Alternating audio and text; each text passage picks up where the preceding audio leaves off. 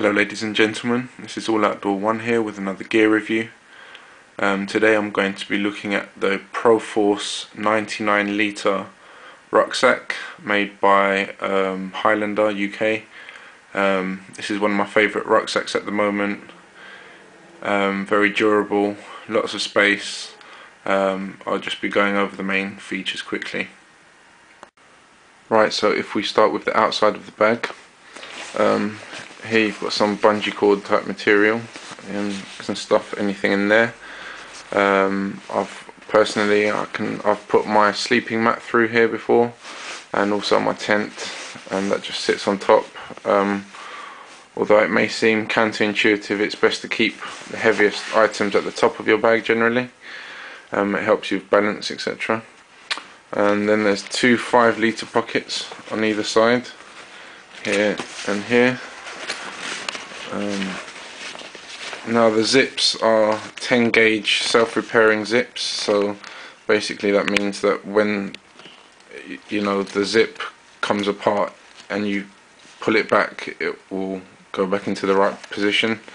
So they are quite fiddly to open and close. The pockets are kind of let me see now, they're kind of oval shaped, and there are 2 zips on each one. Good pockets, very strong. It's made from the material is called let me see now, XTP 900.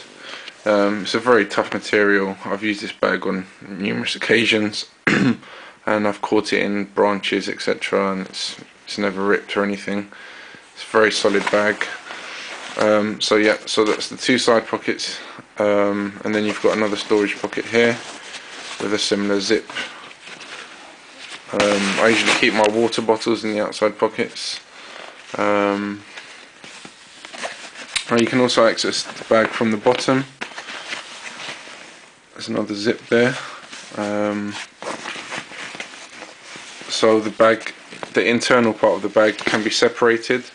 There's a drawcord inside the system, and so you can, I don't know, keep clothes or your sleeping bag at the bottom and pull it tight, and then that will create a separate section for the rest of the bag. There are also some equipment attachment points. There's several of them here, 4 here, and there's also a loop for a walking stick or something along those lines. Oh, sorry, walking poles even, or a walking stick. Yeah, you get into this bag by opening the buckles as standard. Oh, sorry, let's just move to the back of the bag for a second. Now the good thing about this bag, it has a very good back system. This isn't part of it, this is just attached to the carry handle. These are just some carabines and other stuff that I use. But the back system is quite well designed. Pads are very thick, you hardly feel anything on your shoulders. The stitching is reinforced several times on each strap, although I've done more myself just to make it a bit stronger. It's reinforced there, there, and similarly on this side. Also some loops here for attaching equipment on the front. It has a chest strap, so that goes across your chest, and then it has obviously the main waist strap which takes all the pressure. You want this done up quite tightly. It's very thick. On this side it also has a pocket in there on the waist strap, which is a nice feature. The whole of the back is covered in this mesh, or all the parts that make contact with your body, which basically allows your perspiration to be wicked away. The back system is quite well designed as well. Basically it allows you to adjust for the height of your back. You literally pull this out, and you can see it's the other. You're pulling this basically. It's Velcro.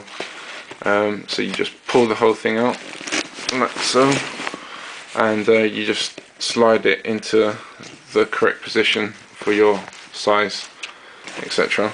so it's fully adjustable, lots of adjustable straps as well to make it fit snugly on your back. It's definitely a huge pack. It carries a lot. I mean, I've had about 30 kilos in here. I mean, in here at the moment is my sleeping pad, which is a big pad, you know. So, and it also has my sleeping bag in here. So it's very roomy. It does have an aluminium reinforcement system. These lift up like so, and there's a pocket, and usually this contains a long aluminium bar which basically reinforces the whole bag so it's more rigid and also stands up by itself.